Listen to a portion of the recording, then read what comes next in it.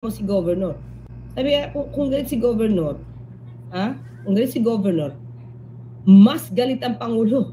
Kasi pinaglaanan niya ng pondo. Diba? Oh. Tapos ipinupukol sa Pangulo. Diba yung mga kapalpakan nila? Na, I should say, ghost projects. So may ghost flood control projects in Cebu province. Kanino kaya project yan? And who are the contractors? Ito ba ang Diskaya, Sunwest, Haitong? Sino po? It's not for me to say for now, Karen. No? We have submitted the reports already. But what I can say is we have seen substandard projects as well. Nako po. Sa standard nga, hindi matitibay na project. Ginamit yung mga license to some contractors na hindi naman sila yung gumawa. Okay. Yun lang masabi ko for now, Karen. So at least, no, makaka-clear. Makaka-clear, dito, kita mo, na meron na siyang alam. Meron na siyang nakuhang ibang ebidensya. Nakapag-submit na siya, pero siguro ayaw niya siya ang mag-reveal. Kasi kailangan na lang yung ICI ang mag-imbestiga dito. Correct. Diba? Kasi parang hindi naman siya magkamali. Kasi kung ang nakuha lang niya mga dokumento, di naman siya investigator. Di naman siya investigator. Mayor siya. Okay lang yan. Bakit? Di naman siya nag-iikot sa media para ikalat yung alam niya. Ang sinasabi niya lang alam niya, yung nasa lugar niya. And mas okay yon. Bakit?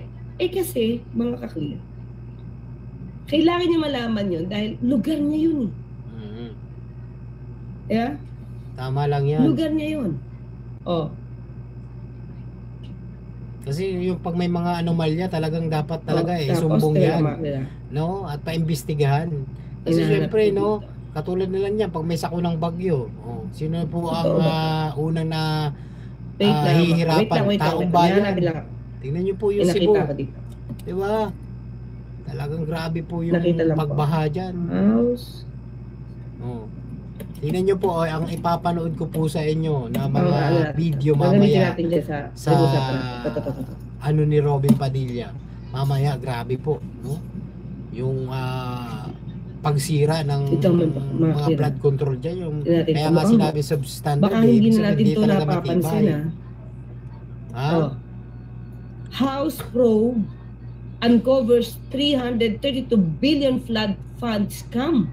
Grabe. January 2019. Mga ka-clear. Palace Steel Trust. Okay, joke, no? Huwag yan. Ito. Yan, ito.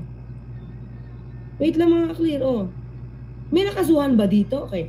Clearly, a flood control scam, lawmakers said yesterday. Kababayan, 2019, panahon ni Duterte yan. Panahon ni dati Pangulong Duterte. Di ba? Okay? Said yesterday of the allocation by the DBM under Benjamin Jokno of 332 billion for non-existent flood control projects in a short span of 3 years. Nako. Mga clear, meron na pala to. Grabe. Pero, may napanagot ba dito? Wala. Nagkaroon ba ng malawakang pag-iimbestiga ng panahon ni? Kaya sa panahon nga ni Duterte, na mayagpag itong pangungurakot. First of all, it is Secretary Jokno and not, biniligtas na.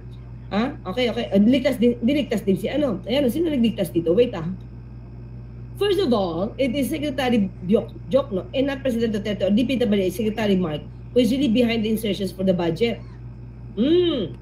Si Jokno nag-insert. He said that 332 billion allocation comprised 213 billion for flood control projects in the national budget for fiscal year 2017 and 2018, and the proposed 119 billion for this year. This isn't just hello sa mga taga Ilocos Norte dyan, galing kay Ma'am Nanit. Shoutout po sa mga taga Ilocos, no?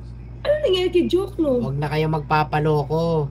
Diba? Drop lang to. Inano lang tayo, minindset lang tayo sa war on drug noon. Di ba? Nalibang ang taong bayan.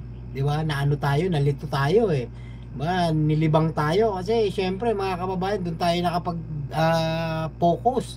No? Hindi natin alam, ninanakawan na pala tayo. Di ba mga kababayan? Panahon ni Duterte daw yan, sabi ni Atty. Claire Castro. Nako, malinaw na malinaw yan. No? Na mayagpag ang pangungurakot ng mga sangkot diyan at dapat talaga no may managot mga kababayan ko. Alright? So sa mga kababayan natin